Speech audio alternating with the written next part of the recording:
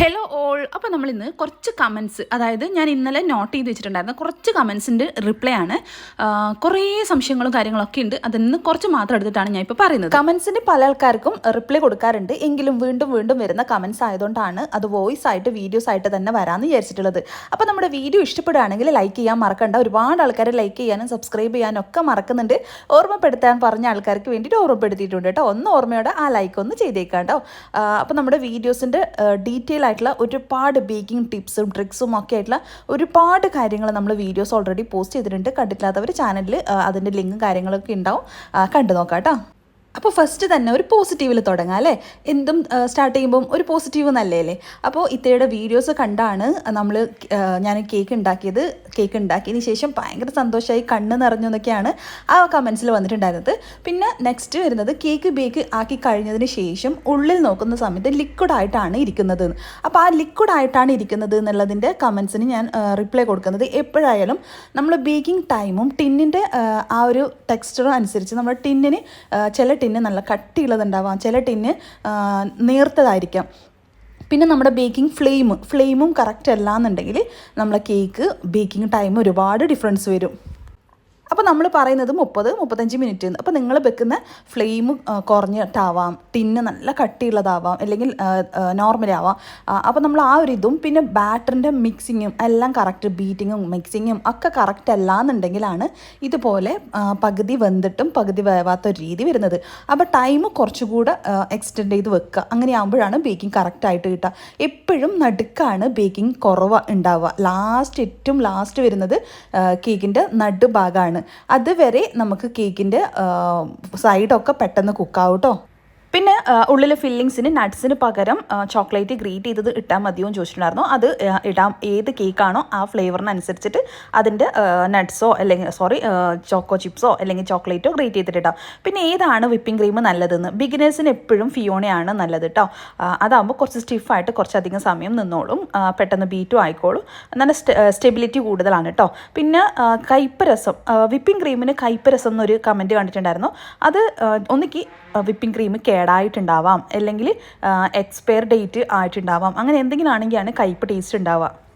പിന്നെ ഇത് കമൻറ്റ് ചെയ്തിട്ടുള്ള ആൾക്കാർക്കൊക്കെ മനസ്സിലാവും. അവർക്ക് ഞാൻ കുറച്ച് ആൾക്കാർക്ക് റിപ്ലൈ കൊടുത്തിട്ടുണ്ടായിരുന്നു. ഒരുപാട് കമൻസ് ചിലത് നമുക്ക് മിസ്സായി പോകാറുണ്ട്. അപ്പോൾ കമൻസ് നിങ്ങളുടേത് മിസ്സായിട്ടുണ്ടെങ്കിൽ നിങ്ങൾ വീണ്ടും ചോദിക്കുക കേട്ടോ. നിങ്ങൾക്ക് എന്തെങ്കിലും ഡൗട്ട്സോ അല്ലെങ്കിൽ നിങ്ങളുടെ അഭിപ്രായങ്ങളോ എന്താണെന്ന് വെച്ചാൽ അത് കമൻറ്റ് ചെയ്യുക. പിന്നെ ബീറ്റിംഗ് ടൈമിൽ ഇതുപോലെ നമ്മൾ ആ ബീറ്റിംഗ് കാണിക്കാൻ വേണ്ടിയിട്ടാണ് ഞാൻ ഈ ഒരു വീഡിയോ മാത്രം ഒന്ന് പോസ് ചെയ്തിട്ടും കുറേ കാര്യങ്ങൾ കാണിക്കുന്നത്. അപ്പോൾ നമ്മൾ ഈ ബീറ്റ് ചെയ്യുന്ന സമയത്ത് നോക്കി ഒരുപാട് എയർ ബബിൾസ് കണ്ടോ. ഈ ഒരു എയർ ബബിൾസ് ആണ് നമ്മൾ ടാപ്പ് ചെയ്തിട്ട് കളയേണ്ടത്. അതായത് ഈ ഒരു എഗ്ഗിനെ ബീറ്റ് ചെയ്ത് ഫോം ചെയ്തെടുക്കുന്നത് എയർ കയറ്റി എടുക്കലാണ്. അതായത് മുട്ടയിലേക്ക് ഒരു ഭയങ്കര ഫോഴ്സിൽ എയർ കയറ്റലാണ് ഈ ബീറ്റിംഗ് പ്രോസസ്സിംഗ് എന്ന് പറയുന്നത്. അതായത് നോർമലി ഉണ്ടാവുന്ന ഒരു പ്രൊസീജിയറായി ഒരു എഗ്ഗിനെ നമ്മൾ എയർ കയറ്റി, അതായത് ഇഞ്ചക്റ്റ് ചെയ്യുന്ന ചിക്കനില്ലേ, അതുപോലെ എയറിനെ ഇഞ്ചക്റ്റ് ചെയ്യുന്നത് പോലെയാണ് നമ്മൾ ഈ ഒരു ബീറ്റർ വെച്ചിട്ട് ചെയ്ത് കൊടുക്കുന്നത്.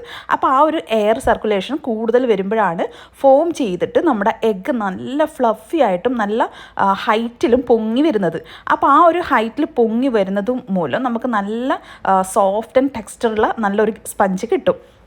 അപ്പോൾ ഈ ഒരു എഗ്ഗ് സ്റ്റാർട്ടിങ് മുതൽ എൻഡിങ് വരെ കുറേ കാര്യങ്ങൾ ശ്രദ്ധിക്കാൻ ഒരുപാട് കാര്യങ്ങളുണ്ട്. നിസ്സാരമായിട്ട് നമ്മൾ മൈന്യൂട്ടായിട്ട് നിസ്സാരമായിട്ട് കാണിക്കുന്ന പല കാര്യങ്ങളും നമ്മുടെ കേക്കിൻ്റെ ഹൈറ്റ് കുറയാം, ഹാർഡായി പോവാം, സോഫ്റ്റ്നെസ് കുറയാം, ഹൈറ്റ് മാത്രമല്ല ഉള്ളിൽ വേവാ പ്രശ്നം വരാം, എഗ്ഗിൻ്റെ സ്മെല്ല് ഭയങ്കര കുത്തൽ വരിക. അതൊക്കെ ഈ ഓരോ കാര്യങ്ങളും ശ്രദ്ധിക്കാത്തത് കൊണ്ടാണ്. പിന്നെ ഞാൻ ഇപ്പം ഡ്രൈ ഇൻഗ്രീഡിയൻസ് ഇടുന്നതിന് നിങ്ങൾ കണ്ടിട്ടുണ്ടാവാം. ഞാനിതാ സോഫ്റ്റായിട്ടാണ് മിക്സ് ചെയ്യുന്നത്. ആ ഡ്രൈ ഇൻഗ്രീഡിയൻസ് ഇടുന്നത് ഒന്നുകൂടെ കാണിക്കാം. ഞാൻ നേരത്തെ കാണിച്ചു, അപ്പോൾ പറയുന്ന സമയം കൊണ്ട് നിങ്ങൾ ശ്രദ്ധിച്ചിട്ടുണ്ടാവില്ല. അപ്പോൾ നമ്മൾ ആ ബാറ്ററിലേക്ക് നല്ല സോഫ്റ്റായിട്ട് ഇതുപോലെ ഒരറ്റത്തുനിന്ന് മറ്റേ അറ്റം വരെ സോഫ്റ്റായിട്ടാണ് ഇട്ട് കൊടുക്കുന്നത്. അല്ലാതെ സ്പീഡിൽ നടുക്ക് തന്നെ ഒറ്റ ഇടൽ അങ്ങ് ഇടല്ല ചെയ്യുന്നത്. ആ ഒരു രീതിയിൽ ചെയ്യുന്നതാണെങ്കിൽ നമ്മുടെ എയർ ബബിൾസ് നല്ല എയർ കയറിയിട്ടുള്ള ആ ഒരു ബാറ്ററിനെ പെട്ടെന്ന് താണു പോകും സെൻറ്ററിൽ ഒറ്റയടിക്ക് കുത്തനെ ഇട്ട് കഴിഞ്ഞാൽ. അപ്പം ബിഗിനേഴ്സിനാണ് ഇങ്ങനെയുള്ള പ്രോബ്ലംസ് വരാം. അത്യാവശ്യം കേക്ക് ഉണ്ടാക്കിയ ആൾക്കാർക്ക് ഇതിൻ്റെ ഏകദേശം എല്ലാ ടിപ്സും ട്രിക്സൊക്കെ അറിയുന്നത് കൊണ്ട് അത് നമ്മൾ ഇടുന്ന സമയത്ത് ശ്രദ്ധിച്ചു കഴിഞ്ഞാൽ കറക്റ്റായിട്ട് കിട്ടും. പിന്നെ ഇതുപോലെ എയർ കളഞ്ഞ് നന്നായിട്ട് ലൈൻസ് ചെയ്ത് ടാപ്പ് ചെയ്തിട്ട് മാത്രം ബേക്ക് ചെയ്യാൻ വെക്കുക. അപ്പോൾ ഇതുപോലുള്ള പല ടിപ്സും നമ്മളെ വീഡിയോസ് ഇനി നെക്സ്റ്റ് വരുന്നതായിരിക്കും. അപ്പോൾ നിങ്ങൾക്ക് ഒരുപാട് ഓർഡേഴ്സ് കിട്ടാനുള്ള ഒരുപാട് വഴികളുമായിട്ട് നെക്സ്റ്റ് വീഡിയോ ആയിട്ട് വരാം കേട്ടോ. അപ്പോൾ ഓർഡേഴ്സ് കിട്ടാത്ത ആൾക്കാർ ഒന്ന് വെയിറ്റ് ചെയ്തേക്കണേ.